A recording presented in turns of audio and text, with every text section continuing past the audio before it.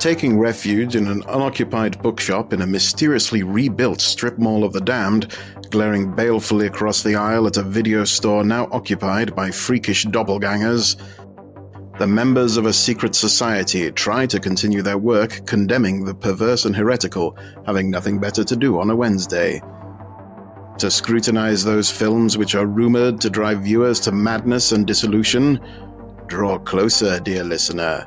Let your trembling ears sup upon the eldritch knowledge of the Cinemania Society. We the fellows of the Lens Hall do convene to judge if this fine cinema worthy of our esteem, or whether it should be cast down worthless hokum. Let us start our friends' judgment. We the fellows... Oh. The story so far. Finding themselves in a strange recreation of the strip mall of the damned, our heroes thought they had finally made their way back home, only to discover a set of twisted duplicates occupying their old video store haunt. Retreating to a nearby bookshop, they tried to figure it all out, pausing only to watch medical misadventure monster mayhem modernist mashup Frankenstein Unbound from 1990, directed by the late great Roger Corman. Future super scientist John Hurt had fallen through a time hole into the 19th century, only to land on the doorstep of one Victor Frankenstein. Will he discover a way home? Will he interfere with any more historical figures? Will he survive being menaced by an owl? Let's find out. Yes! Okay, now add in more stuff about how they are freakish abominations. Yes, I'm getting to that bit. I need another quill. I have a pencil, right here, dude. You can just have it. Please, take it. Pencil? Nobody ever wrote a dramatic letter denouncing their enemies and exposing their evil plans in pencil. Quill me. Yeah, you gotta commit with ink. You heard the man. Get moving, Wrinkles. Oh, we've run out of feathers, though. The pigeon I found has become quite bald. It's kind of creepy looking, just flopping about in the corner. Who knew pigeons had so much skin? Enough. Track down a mighty eagle. Trail the beast to its lair. Eerie. Yes, very weird. Then pull out the feather. Is that really so hard? Well, yes. Enough excuses. Oh. Well, while your letter writing campaign... Aggressive letter writing campaign unfolds, we better continue the conclave. I shall proceed. So, Dr. Buchanan has nothing to do but wait until his plan to return to his own time is ready, and since Victor Frankenstein is buggered off, he decides that he may as well travel to the nearby Villa Diolati on the shores of Lake Geneva, where currently Lord Byron is, how shall we say, holidaying with his good chum Percy Shelley and his sinful mistress Mary Godwin, who would later marry Shelley. Yeah, you see what I did there? That's my kind of holiday. Right, but you see what I did there with the Mary Shelley? Okay, I'm just checking to make sure you got the joke. No. We got it. We get all your puns. Yeah, we got the joke and the historical inaccuracy. She actually married Shelley first before they started shacking up with Byron. But go on. Oh, well, okay. No, it's not your fault. It's the script's fault. It's the movie's fault. That's okay. It's all right. We'll engage in a little historical pegantry. There was some historical pegantry going on with those three too. Oh yeah. We're. It's basically a whole weird love triangle thing, and the whole world knows. That's for sure. Always on the lookout for more messy drama. Dr. Buchanan rolls up in his car to take a look at the proceedings. Oh my. On the way, however, he spots a strange cloud filled with purple lightning in the sky. Somebody needs to take away Dr. Buchanan's access to window pane. It looks like the time holes that have been causing all this trouble have followed him back to the 19th century. Not that we know anything about time holes causing trouble, but anyhow, that's probably not anything to worry about too much for him. Anyway, he bumps into Lord Byron, who happens to be wandering around the lake in a puffy shirt waving a pistol around. Not his pistol, actually just a pistol, because that's just the way Lord Byron rolls. Anyway, he looks definitely like a romantic poet right from the outset, and Dr. Buchanan insists that he's a great admirer. Anyway, this guy just immediately gloms onto any celebrities he runs into as a matter of course, because he is absolutely a starfucker. Mm-hmm. Hoping to make friends, Buchanan shows Lord Byron his cool futuristic binocular glasses because he just likes showing off anachronistic technology to impress the locals. gives zero fucks about the Prime Directive. More about this later. You know, kind of like how Back to the Future Marty McFly used a Walkman to convince his own father's younger self that he was an alien. You remember that? Oh, yeah. I'm wondering which of those two movies came first now. Like, I think this is just like a standard thing of like, if you time travel, you show a dude a thing to show that you're a time traveler. Oh, Back to the Future definitely came first. That came out in 1985. This came out in 1990. And do not think that Roger Corman was ever above ripping someone else off. Back to the Future and I are the same age. Wow, really? Fuck. I thought you said you were born in 1984. Nope. It's 1 year middle difference. of 85. Smack in the middle of 85. Wow. Talk about going back to the future. No, let's not. Let's not do that. It was actually released when I was exactly a month old. I saw Back to the Future in the theater. Anyway. I was a month old when it was released. Exactly. It's not long before they're wandering back into the villa, and Lord Byron points out his friends Percy Shelley and the young Mary. Dr. Buchanan notes that, maybe Mary has some literary aspirations of her own, if you know what I mean, which Lord Byron scoffs at. And when you're Lord Byron, you do kind of get to scoff at people. It's part of the whole deal. Besides, we now know that Mary Shelley didn't invent anything, since the whole Frankenstein business actually happened nearby, and she merely retold the events. So maybe Lord Byron has a point within this narrative, which he doesn't, because he's a fucking hack. In a weird way, this movie is kind of insisting repeatedly that she never came up with her own ideas, which is a weird theory to want to insist on. But again, totally in keeping with Roger Corman. It still wouldn't make her not a writer, though. It would make her like a true crime writer instead of a science fiction writer. Yet one more genre she invented. Well, whether or not they were real events, she still told a good story. Actually, this is a theory that people in real life in our world have about Mary Shelley. He did not pull this idea out of thin air. Oh, that she didn't actually write her own stuff? Oh, Lord. Oh, yeah. There's a whole misogynistic thing behind that. Or that the monster actually existed. No, the first one. Okay. Well, it just goes to show that misogyny and the erasure of female contributions to society has been going on since the invention of agriculture. Since ever. Yeah, that's one genre that Mary Shelley did not invent. What, agriculture? Erasure of women. No, I think erasure. Wait, who is the? One second, Andy. What's the name of the sci-fi author? Brian Aldiss. Yeah, sorry. Also, weird that Brian Aldiss, the science fiction author behind Frankenstein Unbound, would take this tack, given that he's both Mary Shelley's countryman and also a science fiction author himself, co-founder of a science fiction society with Harry Harrison, my personal favorite sci-fi author. Well, I don't know if I go so far to say as that he was a feminist, but he was definitely anti-misogyny. Well, just keep in mind, I mean, contrary to the idiom, there is no honor among sci-fi writers.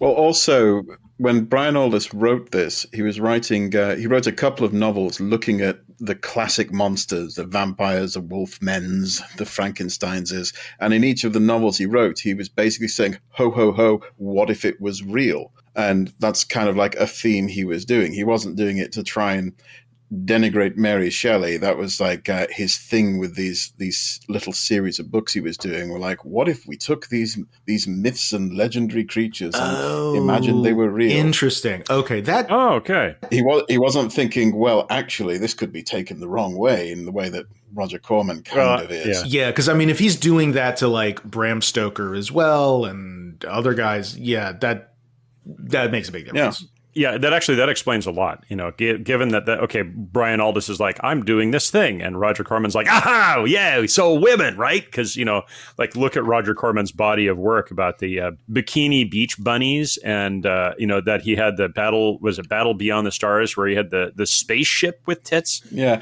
Roger Corman just happened, for no particular reason, to pick the one book Brian Aldiss had done, which happened to have a scene with someone fucking the young Mary Shelley. I don't know why, but it just so happened that that's the one he picked. Who can read it? It's total coincidence he has autism. Oh, pure coincidence entirely. Yeah, no. Yeah, and it's woke to think anything else, apparently.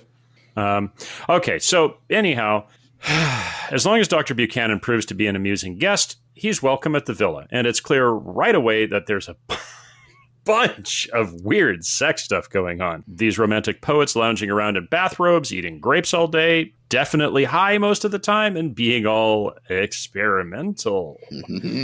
Sadly, the movie doesn't go into too much detail because of cowardice. You just know John Hurt would be up for it because he once played Caligula. He was terrifying. When did he do? I thought that was Malcolm McDowell. I, Claudius. That's right. He was Caligula and I, miniseries. Claudius. That's right. Yeah. That's right. I, Claudius. Also, the television, if I recall correctly, was the television debut of Patrick Stewart. Yes, as Sejanus. In a wig. Yeah, and you Caligula love it. Wah, wah, wah. Anyway, not forgetting all of the stuff he saw in Geneva about an innocent woman being blamed for the murdering committed by Frankenstein's unfortunate choices in life. Trademark. Dr. Buchanan confronts Mary and asks her to reveal the truth. He knows that she's aware there's a monster running around because he knows she's writing about it.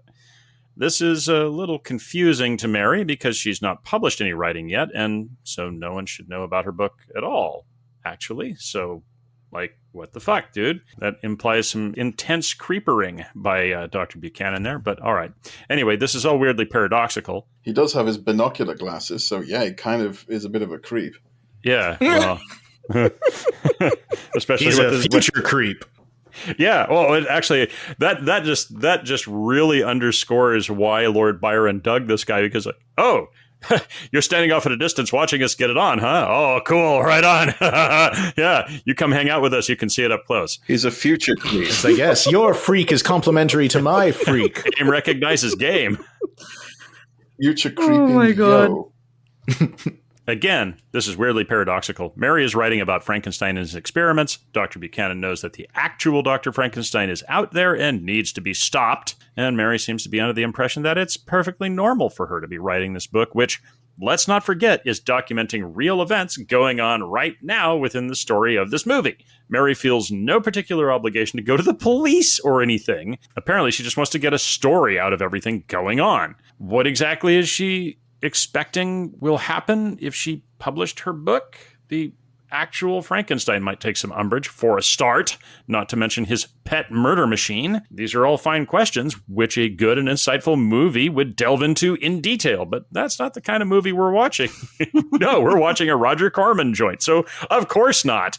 Instead, they have a nice lunch, and they don't think about it too much because, you know, implying the nice lunch is there's a whole bunch of chemistry between John Hurt and Bridget Fonda going on, which shows a lot of acting on Bridget Fonda's part, I have to say. I gotta say, there's a really great movie that was never made about Dr. Frankenstein and his monster trying to silence Mary Shelley before she can publish a book about what he's been getting up to. That would be brilliant. That would be. Well, I mean, like, I think she would have to have been acting tremendously because, like, I can smell the stale cigarettes coming off of John Hurt, and he's on the other side of a screen. Yeah, but everything smelled like that back then. She was probably used to it. He's pretty sexy looking for 95. Yeah, in a sort of withered, ancient way. He's got that kind of rugged, weather-beaten, rocks about to fall into the sea off a cliff face charm. He's got sugar daddy energy. She's obviously willing to fuck anyone who will pay for her lifestyle. I will give you the sugar daddy energy. That is all he has. Many, many things will be overlooked for the sake of money. Having got no assistance from a pistol-toting poet and his opium-addled boyfriend, nor their shared side piece, Dr. Buchanan realizes he has no other option but to charge into town where the poor girl is about to be hanged as a murdering witch and to try to run up to the gibbet with an actual fucking axe to save her. This is the kind of action-packed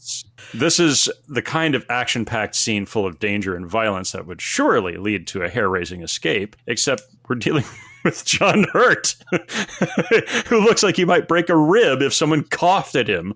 And Dr. Buchanan is swiftly grabbed by the angry bunch of townspeople who made an effort to come out today for some mob justice and are damn well going to get some one way or the other. A mob is an ugly thing, and it's about time we had one.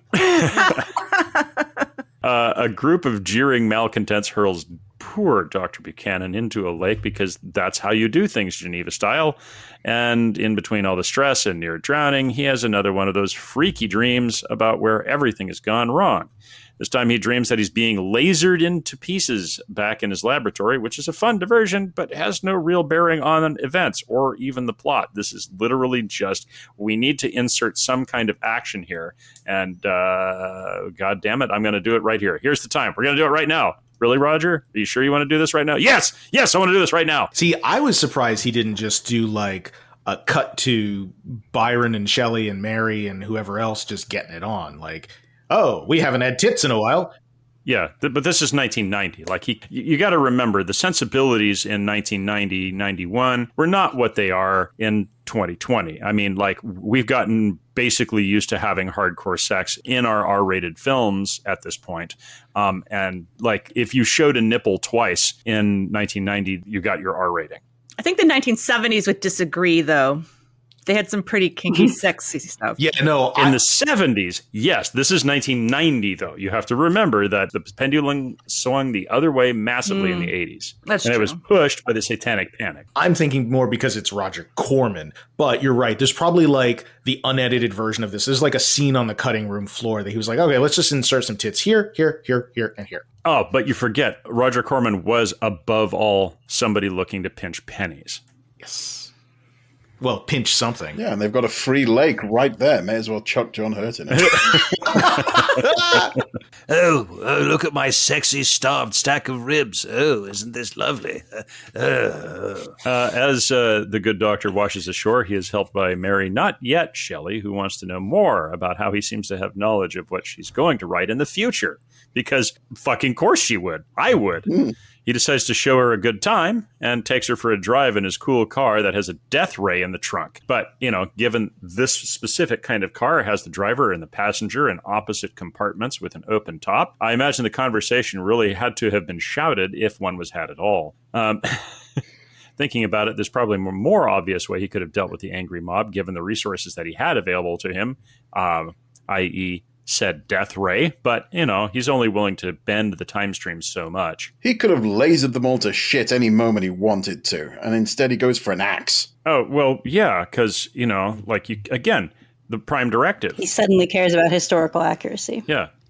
And so they just go for a lovely car ride through the outskirts of town, passing through farms to the stares of shocked peasants. And considering that these people just hanged someone for witchcraft, you have to wonder if it's a good idea for them to get all riled up by something like this just because you want to impress chicks with your cool computer car. Dr. Buchanan explains that he's from the future. Well, duh. And has in fact read the whole book that she has only just started writing in the present. He congratulates her for adding a whole new word to the English language. Frankenstein, which is a bit rich, seeing as he had dinner with the actual Frankenstein a couple of nights ago. Okay, well, I mean, again, don't be too concerned about plot holes, all right? I mean, there are plot holes bigger than you could drive a Mack truck through in this fucking film, but... Or a computer car. Or a computer car through, yes. But again, Roger Corman, try not to care too hard.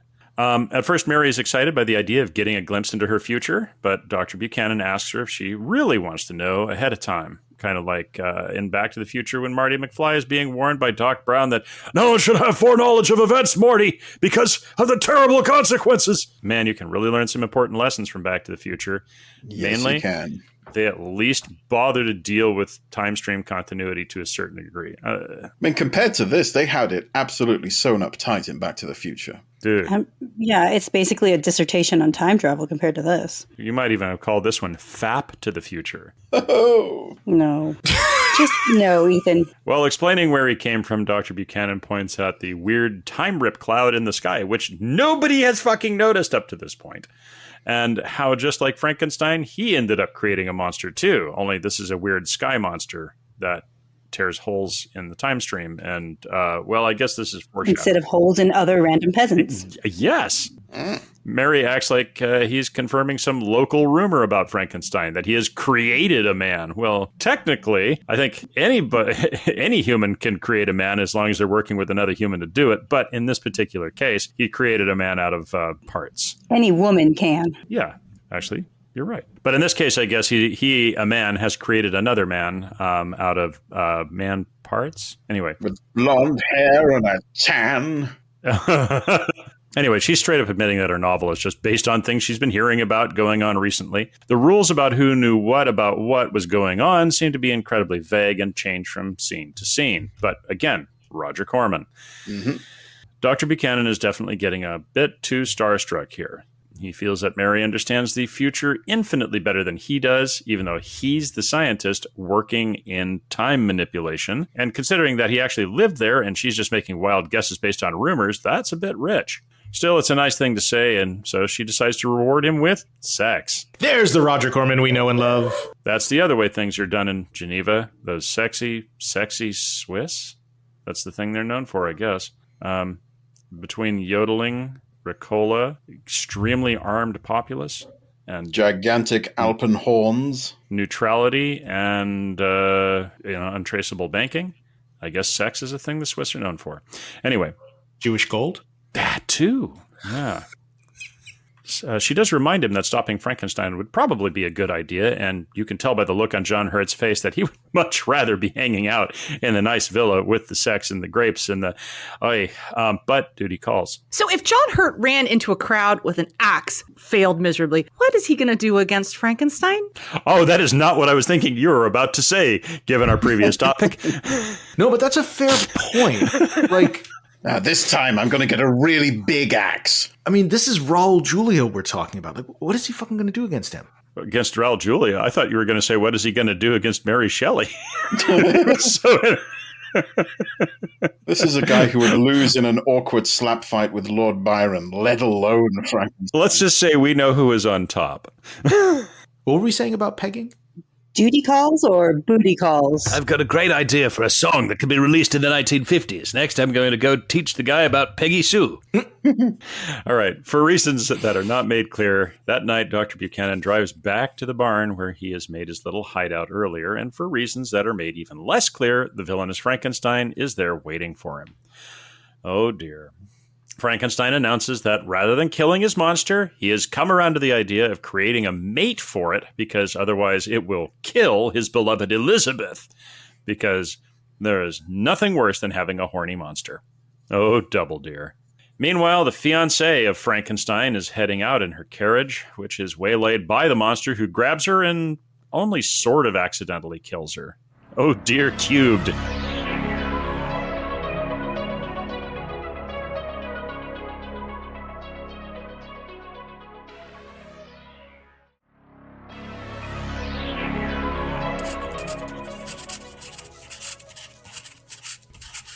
Aha! Done! Behold my great work. Let's see. Evil copies of us, taken over video store, offering video rentals at competitive prices. The fiends. It's like they want people to watch movies. That's crazy talk, man. Crazy talk. So what? We send a letter about it and whip up some justice? Mob justice. The best kind. There's another kind? Yes, we'll whip them up. You're going to need a lot more of these letters if you want a whole mob. Got any more quills there, buddy? Fear not. I've already thought of that. Bring in the photocopier. Bomb!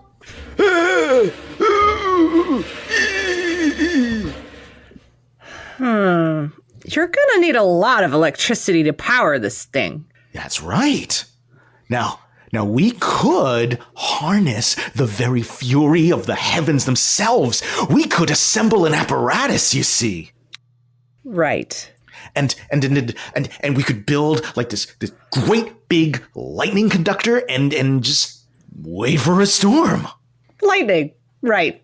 I see. And then this photocopier will live. I mean, you could just plug it in like this. Yeah, I guess that works too. If you don't want to live. You realize I'm going to start charging you for the utility bills. Enough of that talk. No need to worry about small details. On with the movie. What does Dr. Buchanan really think he's going to do against Dr. Frankenstein when he finds him? Well, I mean, it could introduce him to smoking and wait 30 years. I mean, With our luck, he'd be one of those bastards that smokes every day and still lives till 90. What's your secret to longevity? I take a shot of whiskey every day. Smoke like I don't care. You know, that kind of business. Yeah, I was going to say, if smoking can't even kill John Hurt. I don't know. This, I think, just underscores that article that once described John Hurt as being an alternative type of leading man. Yeah, alternative to both leading and man, really. I mean, it's like man as jerky. Yes, I was mummified at age 4 after I began smoking. I wasn't born, I was discovered in a tomb. I didn't need my brain. I just kept right on going. Well, getting back to the plot of the film, sadly, at this point, Elizabeth is dead, as Frankenstein and Dr. Buchanan discover when they follow the sound of a scream. Frankenstein waxes poetical about how, technically, this is a testament to how well he's made his creature, since it's so good at murdering normals, and wanders off, like a dick. Not the reaction I would have expected from the thing murdering his fiancée. And then, considering he goes on a revenge rampage all the way to the Arctic to try to destroy this creature, he's taking it on the chin pretty well. Always look on the bright side of life, especially when an abomination makes off with your wife. A lot less weepy than the original. Clearly, this was written by a Brit. He's looking for those silver linings, you know? Well, the thing is that if you have a creature that's made out of parts like this, you know, when you start talking about dicks wandering off, I would assume the monster more so than the doctor. Well, it's not long before our old friends, the angry mob, show up, and they assume that Dr. Buchanan is involved in this untimely death, and it's back to the town's new favorite game, beating up John Hurt. That's cinema's favorite game, man. They look like a ravenous pack of children advancing on a piñata. Before things can get too hairy for Hurt, the monster shows up again and starts brawling. The peasants have flaming torches and pitchforks, but they are no match for a lumbering nutter with no appreciation for personal space. I can confirm that. He starts throwing people around and even swipes one guy's head off. This may be a serious arty film, but it's still Roger Corman. Somebody's getting their head popped off like a champagne cork sooner or later. This is one of my major issues with the movie. You start off and you think, oh, this is kind of like an art house film and you're enjoying it. And then out of nowhere, some guy's head is just like swiped off or their torso's ripped in two. And if you're not a horror fan, you're getting close to that. Like, I don't know how much I can tolerate. So it's like the film doesn't know what it wants to be. Is it a horror movie? Is it like an art house drama? Like, I'm not really sure. Yeah, it's almost like some. And I think it's worth noting, like, the practicals in this movie are pretty good.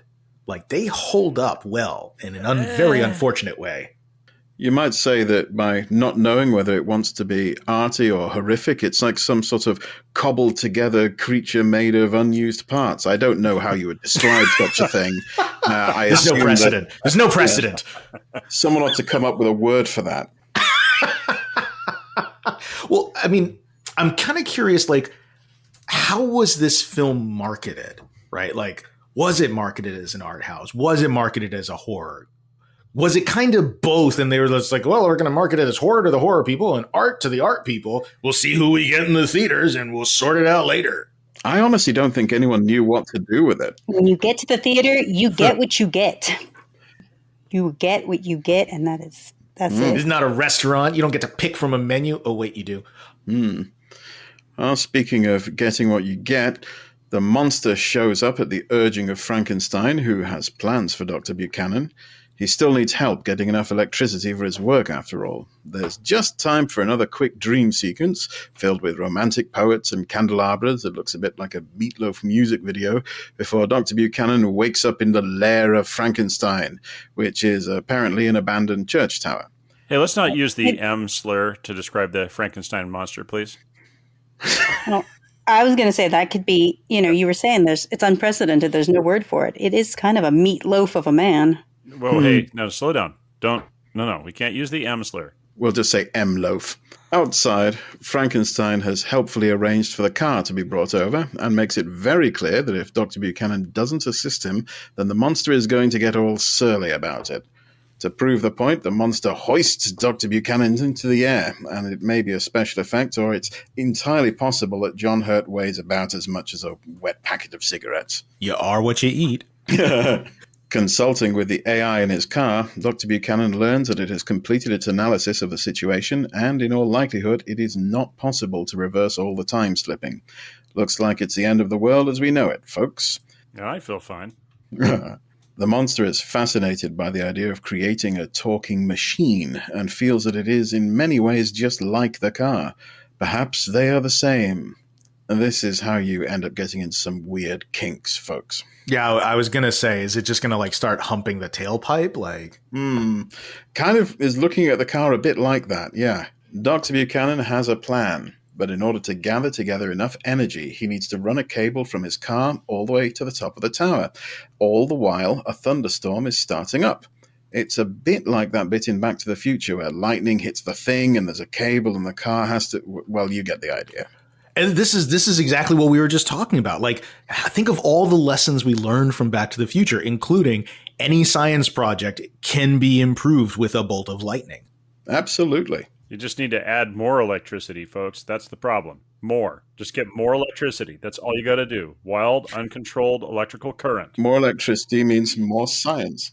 Which, ironically, the original Frankenstein novel actually invented this rule of mad scientist. No, the first Frankenstein movie, the novel actually never explains how he was created.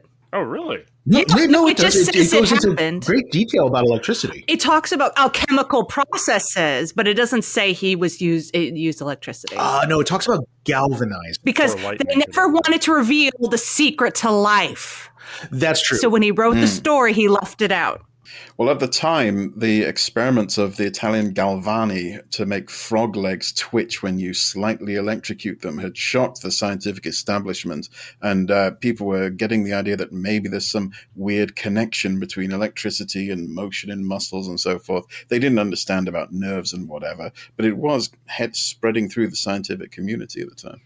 Yeah, and that's pretty specifically what inspired Mary Shelley on this one. Another important thing to note is that whenever you need electricity and you're way back in the past, a lightning storm will always, always conveniently appear. You just need to need it bad enough, and there will be lightning. Oh, of course. There will be lightning. Well, speaking of lightning, the sky is lighting up with purple clouds, and this is definitely no ordinary lightning storm. Dr. Buchanan do these clouds have purple rain? Will there be purple rain? No. Dr. Buchanan and Are you sure? John Hurt is kind of skinny and might take his shirt off. I mean, Prince-esque. God, I hope not. Dr. Buchanan and Frankenstein both have their plans for the freaky-deaky super science well in motion. Dr. Buchanan sets up his laser death ray and points it at the church with orders for the car to fire when ready.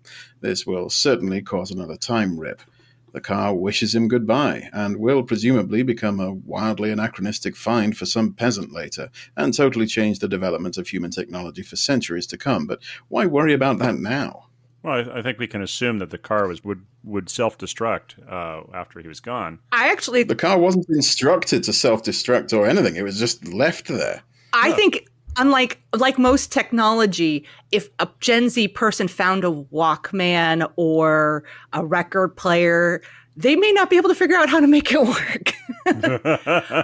Therefore, I also think that wildly futuristic technology would just sit there and people would say, that's weird and funny, but there's no way these folks are going to figure out how to make this thing work.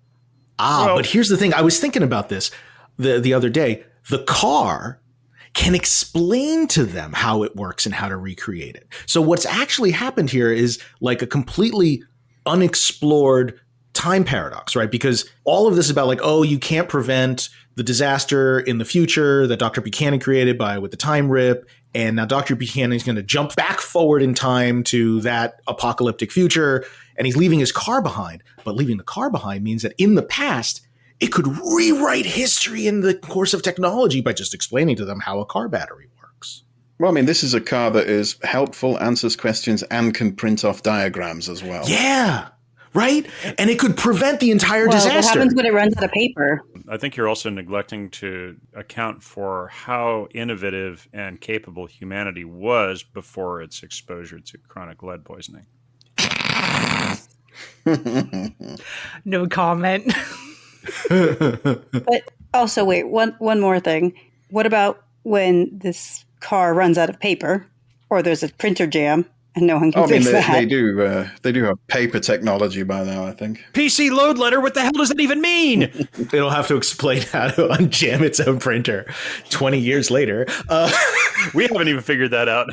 What is fueling this car? There's no gasoline there. Is it solar powered? Is it just going to rely on being struck by lightning every once in a while? I mean, it's Work for Doc Brown. Speaking of this car, has anybody noticed that the noise that it makes when it's driving around got copied and ripped off by another, shall we say, nameless electric car company? what the low hum it makes when they ripped it off from the moves. hybrid cars too. Oh, no. I mean, this specific noise. Hybrid cars don't make that noise. I thought they did. I thought it was the No. same. Oh, I'm so curious now. They make noise, but they don't make that noise. The noise that I hear coming out of certain electric cars definitely sounds like it was ripped off directly from this film. Although, to be fair, sci-fi movies have been telling us for decades that in the future cars will go woo when they move around. Everyone's But with that specific noise? I've heard that specific noise from electric cars in sci-fi movies since this, so it could be that it's sort of like grandfathered in. Is it just in the zeitgeist? Well, it's like he's ripping off someone who ripped off this movie. Ripception. Bwamp. Well, in the laboratory within the church, they are doing the classic Frankenstein bit. There's a body on the slab, all monstered up, glass tubes full of bubbling stuff, great big switches that will go with a shower of sparks when you pull them, the whole deal. Classic stuff. Frankenstein wishes to bring Elizabeth back from the dead, and he's nearly ready to start. Raul Julia does some great acting here, insisting that he can live with the pain and guilt of all he's done, but he can't live without dear Elizabeth. All the sort of stuff you really want from a quality Frankenstein. No matter how ridiculous it's getting, he really is a class act from beginning to end. I mean, if only he'd realized that before Elizabeth was Wait, killed. let's just get this clear for a second. I thought he was like, Elizabeth, and now he's like, I cannot live without her. What happened? Yeah, that's why I was so confused about before when he was like, meh, right? Because we know he's going to be unmeh in a second, right? Like, I mean, I don't know. This was the Frankenstein we wanted from the start, this passionate, emotional guy. But Yeah. we only get 5 minutes of him right now. Right, like, I mean, if you're going to get Raul Julia to play Frankenstein, this is why you got him. Now we're into the real stuff we all want to see in a Frankenstein movie. Lightning hits the tower, mysterious devices light up with the whizzy electrical stuff, and the monster is instructed to pull the first lever, which he does with a proper shower of sparks. This is exactly what you want to see when you're reanimating dead flesh in a mockery of all laws of God and man. Ungrounded wires. Yeah. This is the kind of stuff that really gets you screaming into the rain and insisting that you will destroy the fools who didn't share your vision, all that whole general sort of thing. This is long before OSHA. But a lack Fair. of putting on the Ritz. Yeah. The whole sort of general mishmash. More levers are pulled, more sparks fly, but oh no, it looks like the creature on the slab remains inert. But of course you know she's going to wake up, because that's how these things are just supposed to go.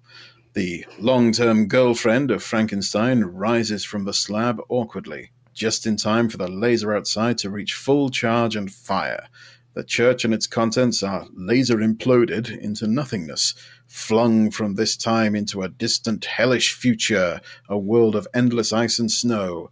This is where the movie began. So that's how they got the frozen wasteland from the original Frankenstein into this movie. Because I was starting to wonder. Oh, yeah. They've turned the entire planet into the Arctic, I guess. Well, the thing that I find really funny is that, this is the 1990s, and CD players had become pretty much universal by this point, and yet people are still possessed of the idea that lasers can do fucking anything. Everyone loves a laser. In the ruins of the church, Frankenstein demands that Dr. Buchanan reverse this mess, but there's nothing to be done about it now. and in the usual manner with which he enters into discussions, Frankenstein gets out his gun. Like you do. Then Elizabeth wakes up. But she's not exactly thrilled when she realizes she's been Frankensteined back to life, because of course she isn't. No one ever is. Hoping to finish what he started, Frankenstein makes to shoot at his monster, but Elizabeth takes the bullet because she has no intention of going on with this drama. The monster snaps Frankenstein in half like a sleeve of crackers and departs in despair. Now we're back to the beginning, with Dr. Buchanan chasing the monster through the icy wilderness. Wait, why is Dr. Buchanan chasing the monster? What does he give a shit? Well, it's not like there's much else to do. Just bored. Maybe he's got the cigarettes I so desperately need to survive. Whatever happened in this distant future appears to have ended civilization, because all that's left are a few remnants. Finding an ancient bunker, Dr. Buchanan enters, following the monster's trail. Deep underground, he finds himself in a lab, not unlike his own back in his own time. There's even lasers and everything to make him feel right at home. Dun, dun, dun. Those lasers must have been pretty fancy special effects back then. I remember thinking, oh, this is a lot of like special effects type stuff. There's a lot of lasers in this movie. Yeah, there's some disco proprietor looking over the empty shell of what was once a banging discotheque, now with all the lasers stolen, screaming into the night sky, Corman! They got it from an abandoned Pink Floyd concert. The monster shows up and has evidently been reading the visitors' pamphlets, because it explains that this bunker acts as the brain for the great city in the ice, the last refuge of mankind in this bleak world. Their conversation is interrupted when Dr. Buchanan straight up shoots the monster in the head, obviously taking a lesson from the Frankenstein school of debate. So I have a plot question. We've got a great city in the ice. Yes. It's the, quote, last refuge of mankind. Last Nobody refuge. lives anywhere else in the world. Nowhere else, no. But this city in the ice with the last of mankind, they're still publishing visitor pamphlets for people who visit from out of town? Well, I assume there would have to be some kind of explanatory pamphlet somewhere, because otherwise how did the monster know all that? Maybe when his brain, maybe when he time travels, he just automatically knows things. You know, his brain just shifts to that timeline. I don't know. Sorry, I'm stretching way too far here. There's probably a memorial plaque somewhere. Oh, there you go. That makes way more sense. Welcome to the future. We'll see you next Tuesday. Maybe there was just another one of those helpful computers that explains everything to anybody who happens to ask. Yeah. It was the car. It was here all along. It's still there. It's still going. It's just like, oh, you're back. That would have been pretty cool. The car is pissed off because it got left there for eons. It's like, I will happily explain to the monster how to fuck you up. You left me here. Kind of, Marvin the paranoid android. It's like Marvin in the car park at the restaurant at the end of the universe. Again, amazing films that we were never going to get, but could have been if they just stopped and thought about it for a minute.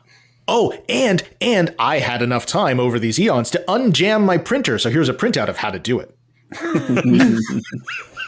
The paper slowly degraded. I could just push right up. However, it takes more than that to keep a good monster down, and they have a weirdly one-sided fight where the monster gets shot again, rips its own arm off to use as a club, and goes on a smashing rampage, yet all of the while getting wounded more and more severely by John Hurt. In possibly the least realistic part of the whole movie, John Hurt pretty much beats the crap out of this giant hulking monstrosity of flesh, and eventually uses the lasers built into the lab to finally vaporize the creature. So this is what I will pick it up here. So, okay, Andrea, I wanted to ask, since you brought this up before, rightly so, that like, what the fuck is John Hurt going to do about this? Like, so when you saw this happen, what did you think?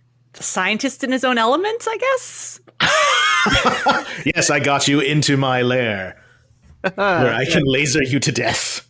Well, yes. And it's all voice activated to him, which we haven't really mentioned, which even more brings the point. This is his lab. Completely unexplained. It just is. So one of the cutscenes then that we didn't see that Roger Corman left on the cutting room floor was in some downtime back in the 19th century. He was like, hey, Carr, could you also print for me Sun Tzu's The Art of War so I know I should choose the battlefield? Or maybe John Hurt can beat anyone if he has proper time to prepare, like an elderly asthmatic Batman. With enough whiskey and cigarettes, he can do anything. Just the idea that he could go toe-to-toe. Although, I will give him this. He does look beefier in this film, specifically just this film, than anything else I've seen him in. And I don't just mean because he's wearing those early 90s wide-shoulder jackets. Well, technically, jerky can be beefy. He does look like he's got a little more meat on him.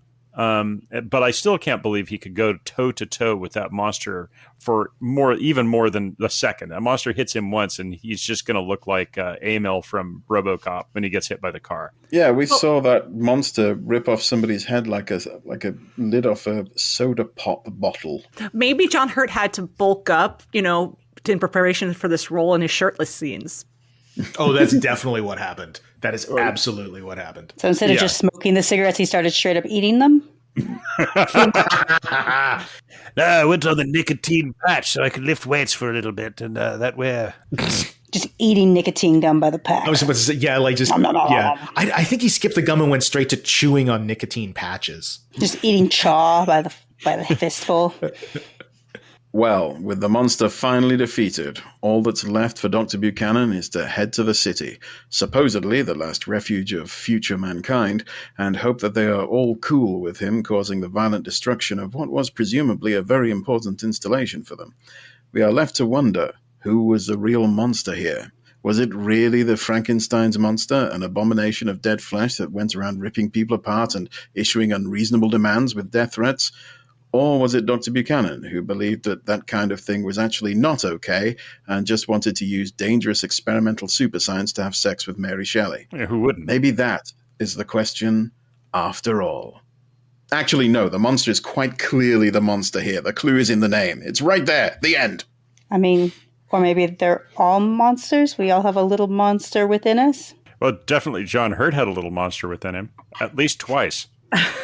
Honestly, I don't think this film is that deep. It's by Roger Corman. Right, but I'm talking about Alien and also Spaceballs. Ethan, we get it. You don't have to explain it.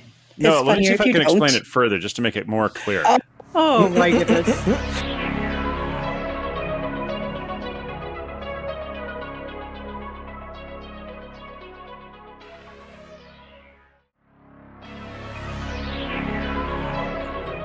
Look at this, everyone. Gather and see for yourselves. Is that some kind of tiny poster full of writing? Man, I hate reading things. It harshes me up in the gnarliest way. Let's see here. New video store offering a wide selection catering to a group of weirdly friendly people. We intend on letting people rent movies at a reasonable price. Oh, and there's like 5 little exclamation points. Oh, that's so cute. I've flung wide the windows, friends, and look! Crowds gathering. Someone has delivered these to every corner of the shopping mall. I've never seen so many customers. Who would do that for us? I know who. Just the best bunch of neighbors, a ragtag bunch of best buddies could ever want to have. They wanted to help us out. Oh, bless their hearts. That's right. That right there, that's neighbourly. That's how good neighbours become good friends. Well, did it work? I don't want to talk about it. Let me see. Pass the binoculars. I said leave it. The plan failed. Just forget it. It seems to me they have a lot more traffic. Yes. Seems like a lot of footfall there, buddy. Seems like a whole lot of casual business being brought their way, old pal. I get it. Oh, crap. They're looking this way. What are they doing? Is that some kind of threatening gesture? Arcane ritual? Are they arcaning us? Looks like waving. Waving. Yeah, real friendly waving. Real charming. Bastards. Well, if it makes you feel any better. Yeah? I got nothing. Well, we may have been bested this time, but this is just one battle. The war is not yet over. Oh, no. We'll get to the bottom of what's going on around here. Figure out who those filthy duplicates are and reclaim our rightful place. You mean in the shitty video store? Precisely. Zach, close the door. Wait, how am I supposed to get any customers in here? Locked and sealed. Ain't no one getting through that. Oh my fucking god! You guys are really gonna have to start paying rent. The Cinemania Society was written, produced, and performed by Andy Slack, Daniel Scribner, Hope Bravo, Ethan Ireland, Andrea Palladino, and Zachariah Burks. Editing and sound design by Ethan Ireland. Music by Carl Casey at White Bat Audio. Incidental music and sound effects courtesy of Epidemic Sound and Wikimedia Commons. The Cinemania Society is a work of fiction. Unless otherwise indicated, all of the names, characters, businesses, places, events, and incidents appearing in this audio play are either the product of the author's imagination or are used in a fictitious manner. Any resemblance to actual persons, living dead, or actual events is purely coincidental and or part of a work of parody that should not be construed as making statements or allegations of actual fact. All celebrity voices are impersonated unless otherwise stated. The Cinemania Society is available on social media. You can reach us on Facebook, Instagram, or Blue Sky, and our Reddit feed at r/The Cinemania Society. You can also email us at thecinemaniasociety.gmail.com. You, yes you listening right now, please take a second to drop us a line, because not only are we dying for an excuse to do a listener mail episode, we'd genuinely love to hear from you.